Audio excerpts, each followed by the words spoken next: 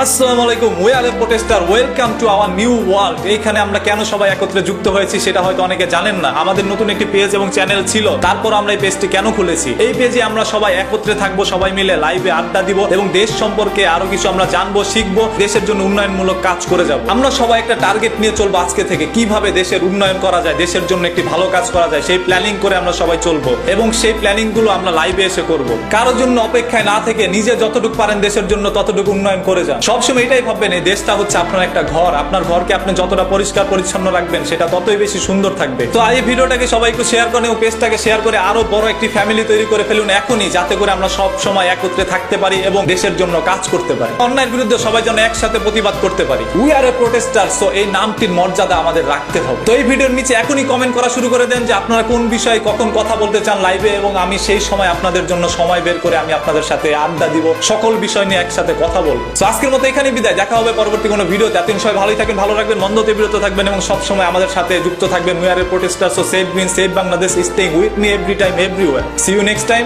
আল্লাহ হাফেজ।